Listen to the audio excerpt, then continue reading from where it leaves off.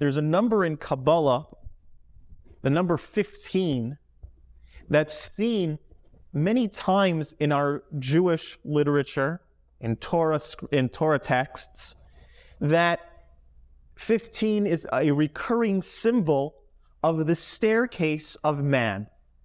Meaning, when you hear 15, it's our ascent, it's our climb, it's our moving up, ascending spiritually. It's a number that typically symbolizes the pinnacle of growth and ascent.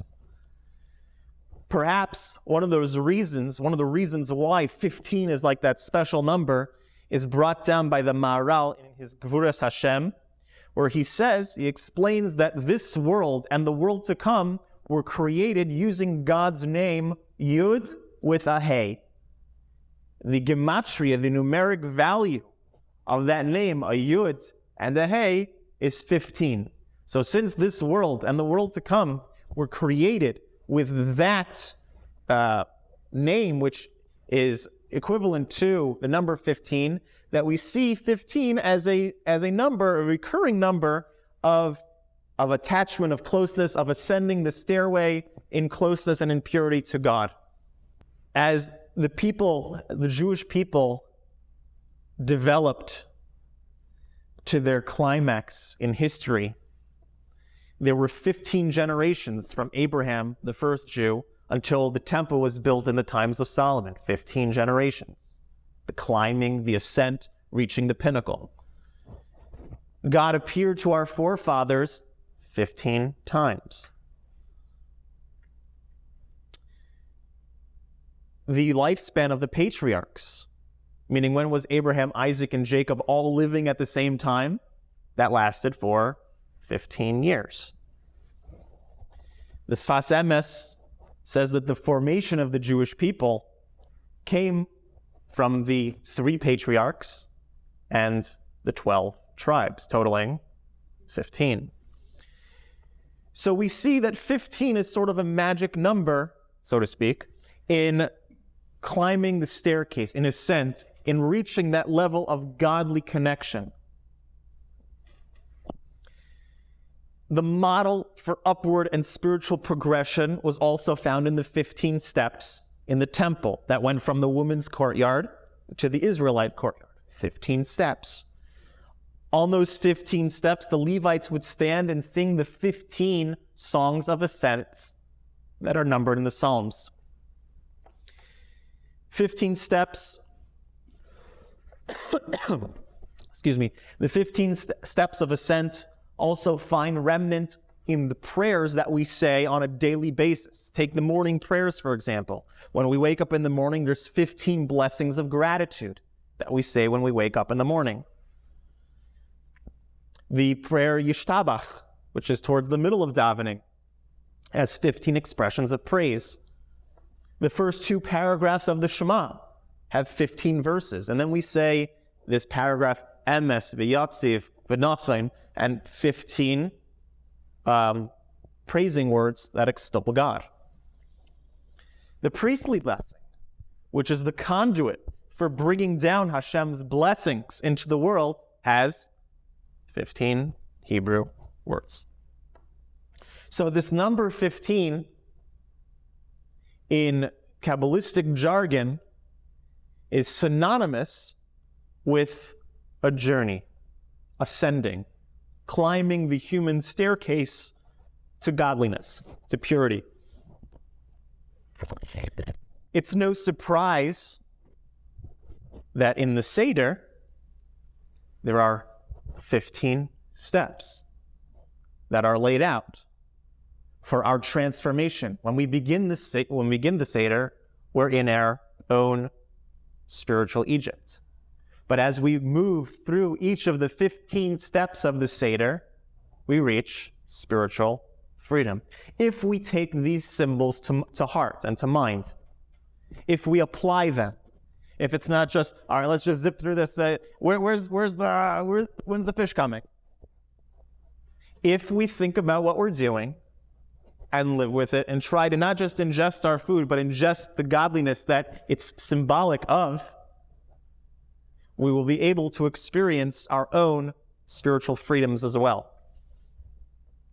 When we recall in the Haggadah, in the Seder, the journey, the national development that the Jewish people underwent, and we sing it through the song Dayenu, each step of the way. If God would have done this for us, and not that for us, Dayenu. Then we say, if he would have done this for us, and not that for us, Dayenu. And we go through 15 steps of which God did for us, our national development. So all our growth, all of human ascent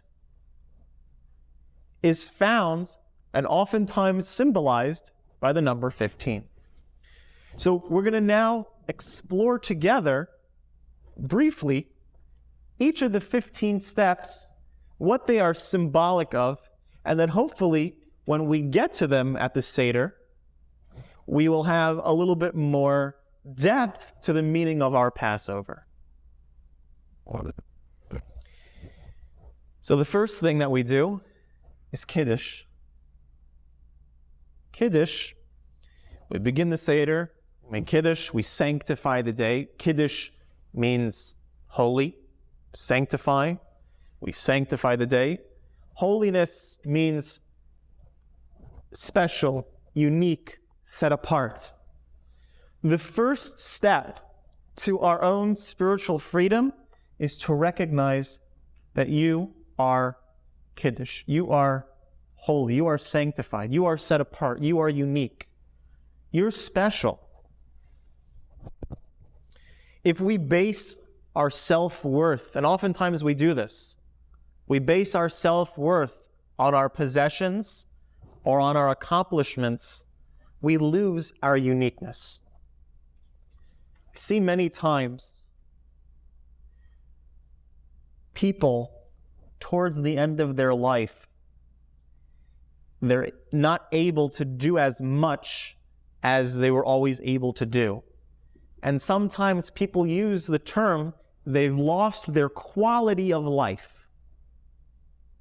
Because the way that the way that we talk about life in America and the worth of life in America is based on what you can accomplish.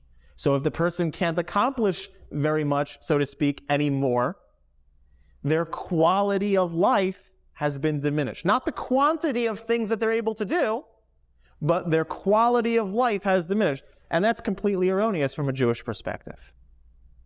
From a Jewish perspective, the person remains unique. The person remains special. From the first breath of air that they take as a baby until the last breath that they take when they've reached their time, every moment is special. Every bit of life is valuable. Quality of life never changes. The quality of you as a being, as an individual, never changes. So we have to see ourselves in that light.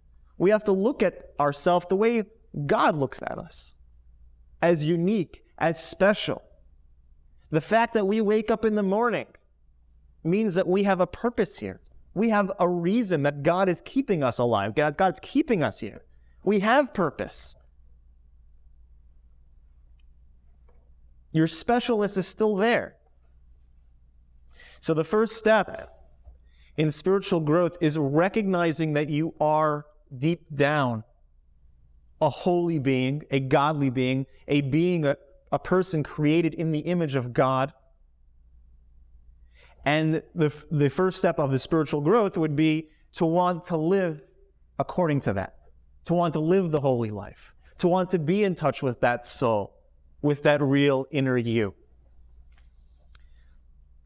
When we do the Kiddush, in order to tap into that energy, and in truth, when we drink each of the 4 cups of wine that we drink, in order to tap into that energy, we have to drink at least 3 ounces, right? We do it leaning as a sign of freedom, and we have to drink most of the cup.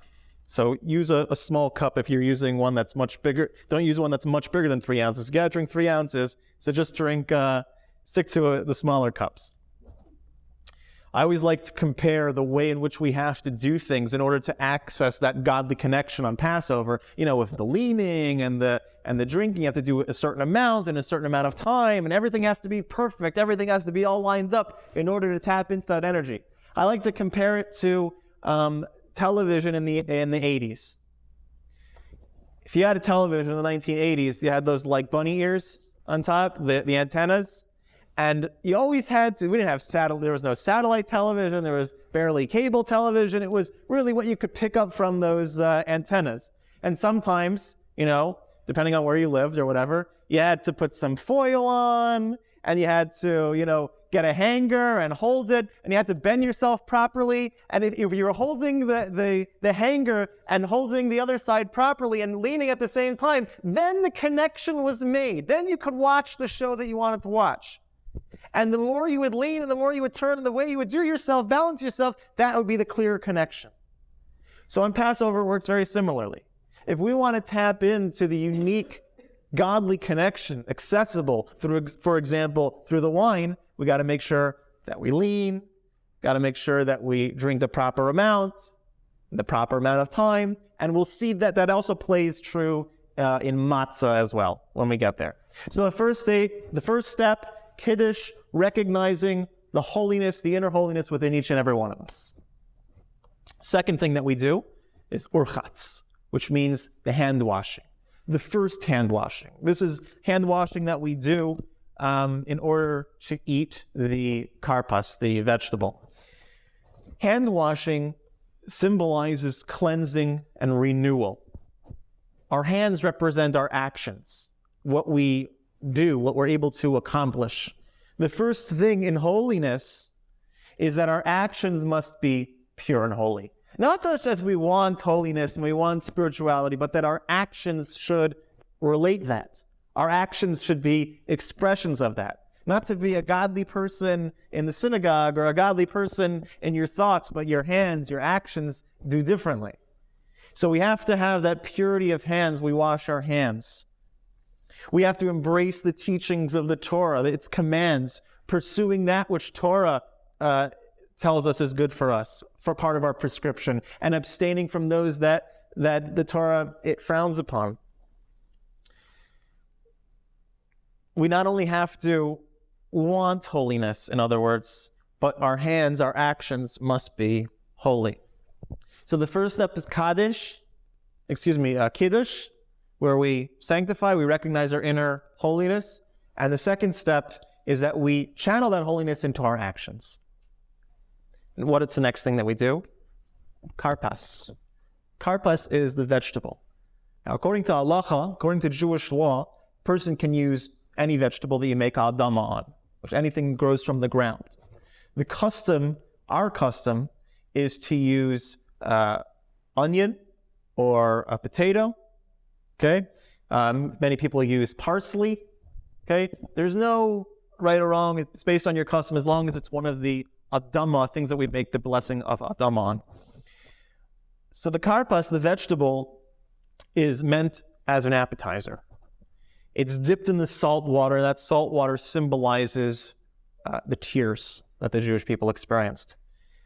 In spiritual pursuit, in a spiritual journey, in climbing the spiritual staircase of our life, okay, we get a taste of godliness, which is what the appetizer is. We get a taste of godliness, but to really get to the main course, sometimes it takes tears.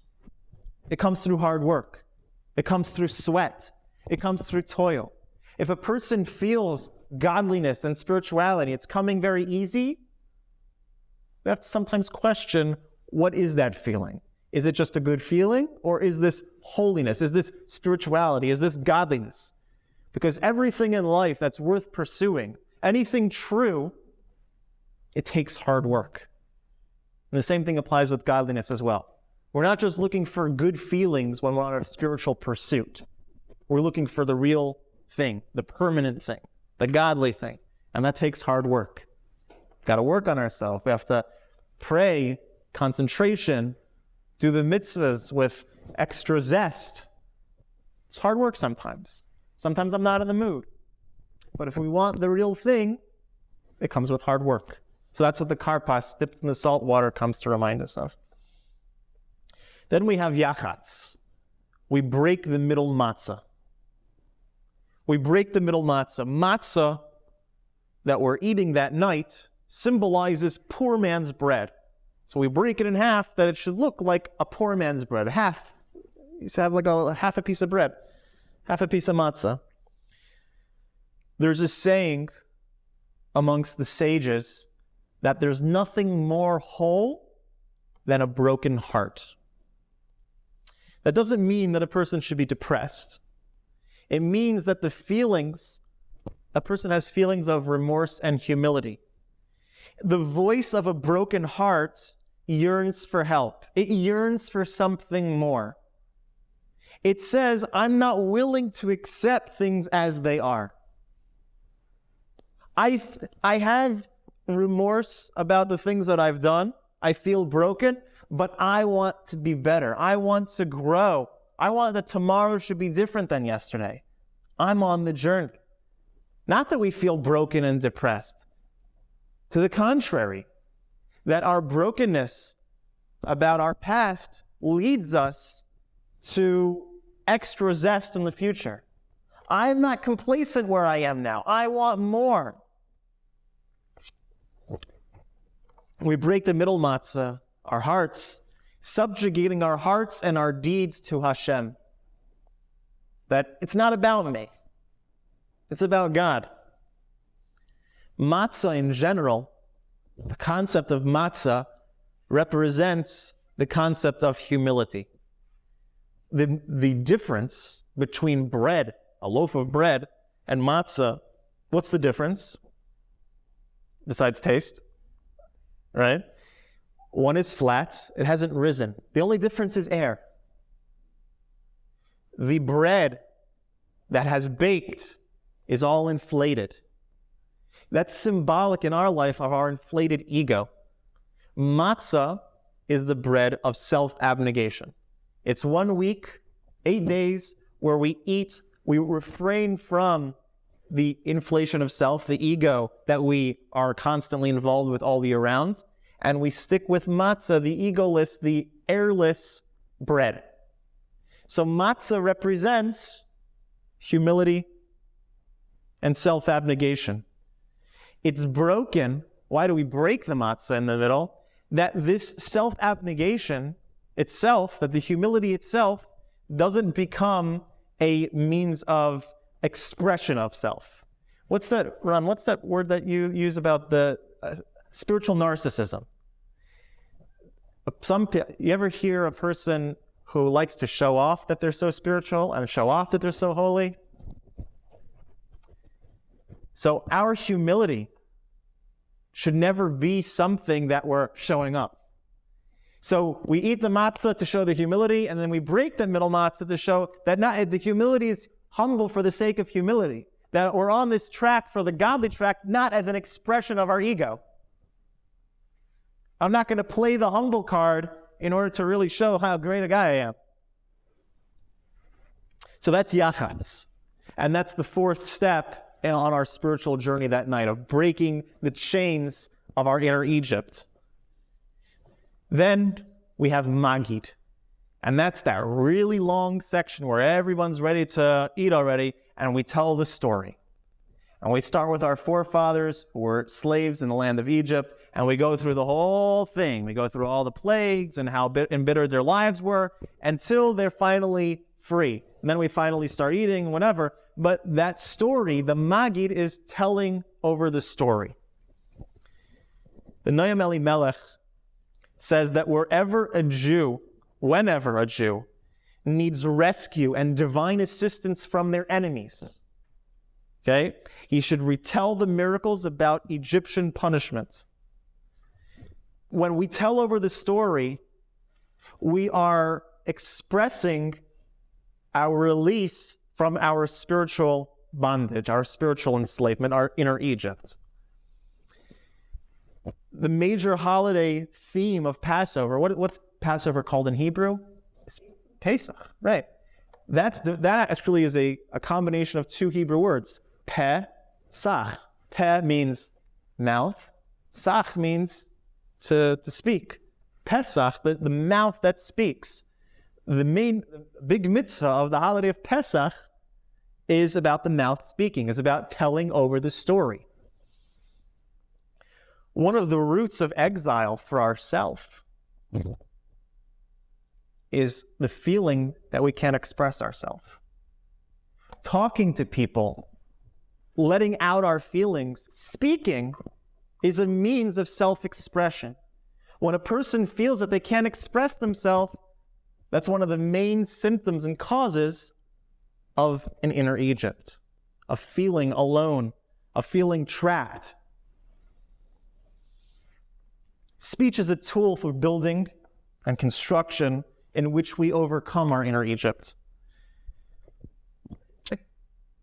Pharaoh, Paro, can be divided also into two Hebrew words.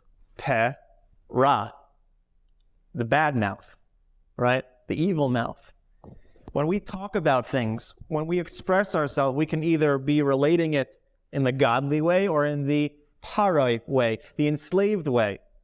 We can express ourselves towards the Western, the conformity, the world conformity, or the godly conformation. When we speak about our aspirations, we tell people about the things that we want to do, that we want to accomplish. When we voice our goals, that increases the likelihood of them actually being accomplished.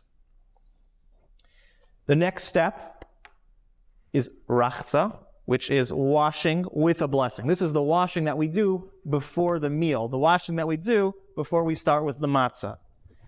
The first washing that we did, the second step, right, the urchatz, was a preparation, was just a superficial, a preliminary washing.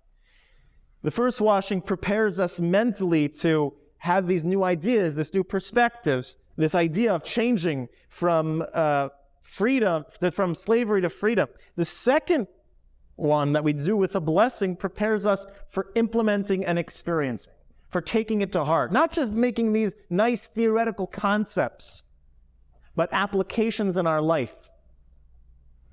The first 5 steps that we've talked about are mainly mental and verbal. Now the second half, when we start the meal, this is all about experiencing it, living it. It's not just some nice theoretical jargon that we can philosophize with our friends about.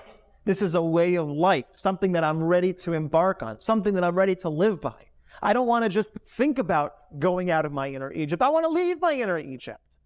I want to get out of those things that confine me. Not just think about it, not just philosophize about it or theorize about it. I want to live it. I want to feel it. I want to be it. I want to get out of Egypt. The next thing that we do is motzi.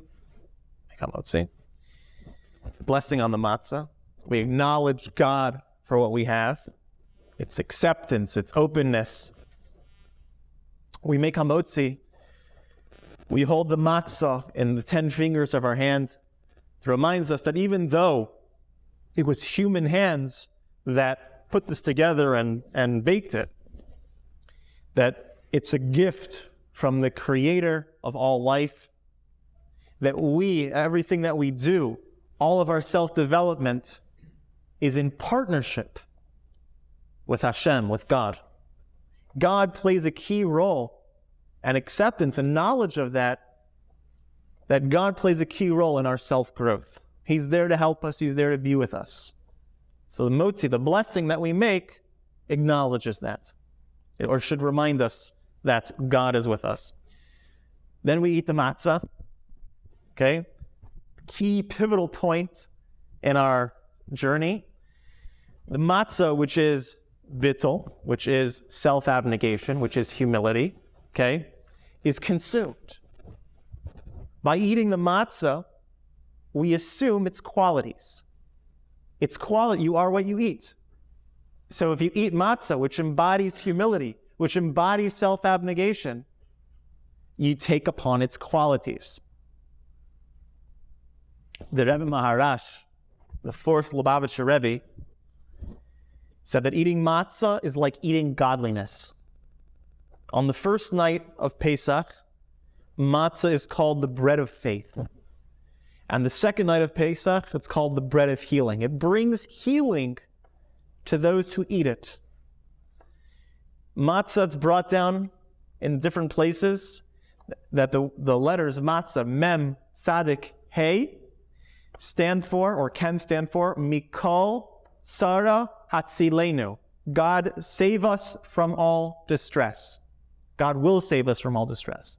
By ingesting that food into our system, by making that the you are what you eat, making that a part of our life, there's no doubt that the faith and the humility and the healing which matzah represents will become a part of our active daily life. Eating matzah helps us achieve true freedom, integrating material with the physical. The material with the spiritual, the body with the soul. Takes the spiritual principle and ingesting it becomes part of our physical being. The book, the work, the Sefer, Tiferet Shlomo, brings that eating matzah has the same power as bringing a sacrifice. The Divrei Yecheskel and Parshas Bo brings the Zohar, which explains that eating matzah prevents harsh judgment on Rosh Hashanah. There's many advantages, spiritual advantages, brought about through eating this unleavened bread on that night. The right time, the right amount, the right way on that night causes all these infinite blessings. It's a mitzvah that we only get to do 1-2 times a year, right next to each other, the 15th and the 16th of Nisan. It's our only opportunity. It's right in the middle of the 15 steps. It's the 8th step, matzah. It's the middle, showing how pivotal and central a role humility plays in our self-growth. Matzah, it may be the most important part of the whole Pesach experience. Eating matzah that night by the Seder is the most important part, and the part that it's so important to make sure that everybody does properly. So I just want to say in parentheses some of the highlights, things to make sure to do at your Seder. Matzah has to be eaten after dark. Okay? I know in America, especially now with daylight savings time, some people have dinner early, they do the Seder early, but matzah has to be eaten after dark. So whenever, I don't want to cause any family friction, if you have your Seder early, talk to your local rabbi about maybe how to deal with your specific case. But at least, to eat matzah after dark. Even if it's after the Seder, and if it's whatever, when you get home, okay, eat matzah after nightfall. Next Monday night and next Tuesday night, right? Both nights of the Seder. When we do it, we have to have a kezayis at least, which if you're eating the shmura matzah, and if you'd like shmura matzah, can have after the class. On a shmura matzah, it's about half a matzah, okay? And on the machine matzahs, if you're eating a machine matzah, it'd be a full piece. I know by some seders in some homes, they break it up, and everyone ends up eating like this little smidgen of matzah, and you end up putting butter on it and whatever, it becomes the whole thing. But eat one plain piece of matzah. Whatever else you do, that's progress, not perfection. But everyone should please make sure to fulfill the greatest mitzvah of Pesach, eating the matzah properly. We also do that leaning, right? Back to our television analogy, 80s television. We have to lean. Or after dark, okay, eating a kezayis, right? Half a shmura matzah, leaning when we do it. And we also have to do it within around 5 minutes, between 5 and 7 minutes. So all these details, I would take notes, but it's just have in mind piece of matzah after dark and leaning, right? And you should get it right. It's a tremendous blessing. Why miss out on the godly energy that matzah embodies when it's so simple to do relatively, right? Just after dark, make sure we're leaning and have enough of it. Okay? Very simple. Okay, maror. After we eat the matzah, we eat the maror, the bitter herbs, everyone's favorite part, right? The bitter herbs, bitterness teaches us about growth. We dip the bitter herbs into the chareses. The chareses is like that apple, some people use also like cinnamon. It's a mix of a bunch of different things. Nuts, right? Some people use nuts. And it's sweet. So what we do is we take this bitterness and we dip it into a little sweetness to kind of nullify, or not nullify, but neutralize the bitterness. When we in life have the need to feel bitterness, its purpose is not the bitterness in and of itself. It's to teach us a greater freedom, right? Meaning, even those things that are challenges in our life, even those things that we find difficult, that have bitterness, they're meant to be a stepping stool. They themselves are a healing. That through the bitterness, through the challenge, through the squeezing, we come out with greater vigor and greater enthusiasm. It says that in Egypt, the more that the Jewish people were oppressed, the more they grew. So sometimes through the harshness, through the challenge, we're able to achieve much more than we would have without the challenge. There's a story about the healing power of maror as well. Maror, bitterness. There was a chassid who was from the Dinover. He was a Dinover chassid. Okay, so one time he was diagnosed with a hopeless case of pneumonia. We're talking early 1800s. Diagnosed with an incurable diagnosis of pneumonia. His lungs were completely full of mucus. So after he got this diagnosis from the doctor, there's nothing left that we can do. He went to the Divrei Chaim, the Sanzer Rav, who lived at that time. And he asked them that when it comes to maror, this Pesach, which Pesach was coming up, when it comes to maror, the bitter herb, which is challenging to eat enough when you're not sick, he asked the Divrei Chaim if it was necessary that he eat a whole kazayas, a lot of maror, of this bitter herb. And so Divrei Chaim told him, not only should you eat it, but you should make sure to eat the full amount. Eat your maror, because the maror has healing power. So this chassid, he left the Sanzer Rebbe, the Divrei Chaim. He left him. He said, he's thinking to himself, I know from my past, I know that matzah has healing power, but I've never heard that the bitter herbs have healing power as well. So whatever. So he came to the Seder, when the Seder came, and he puts a little bit of maror in his mouth. And he starts coughing.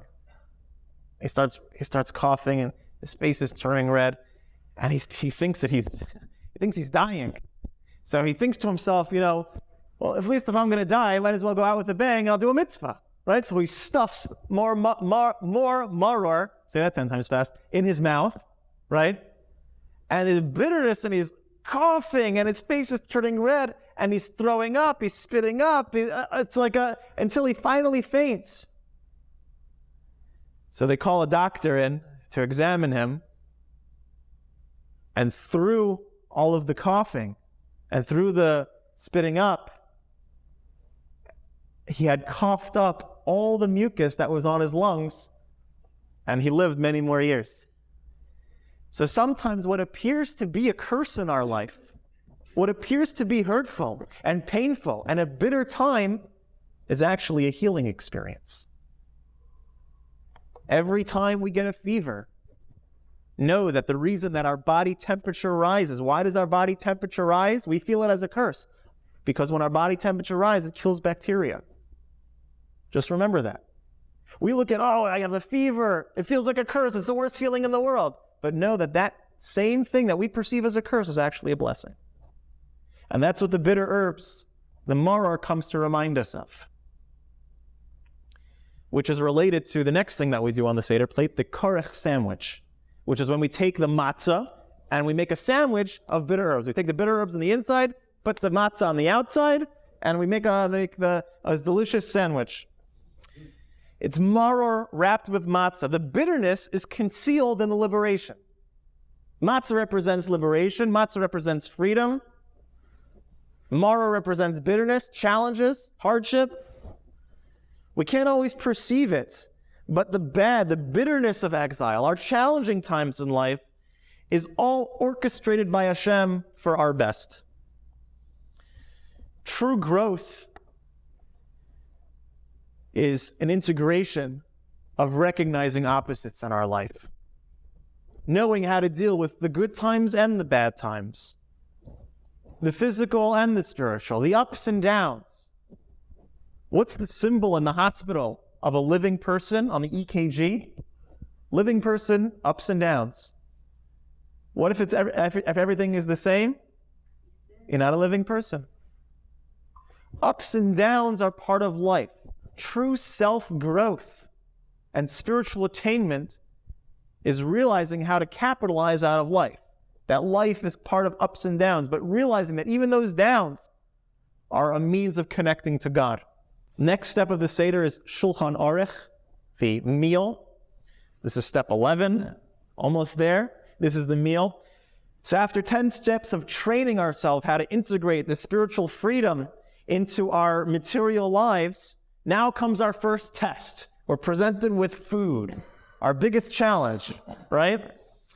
Eating the meal, a material meal in a new way with godly intent. Now, here, okay, we've had these philosophical ideas, leaving your inner Egypt, living in the physical world, but embracing it through a spiritual perspective. Okay, here's your test. Eat your meal. But don't do it in an indulging way. Don't do it in a way where you're only focused on self-gratification.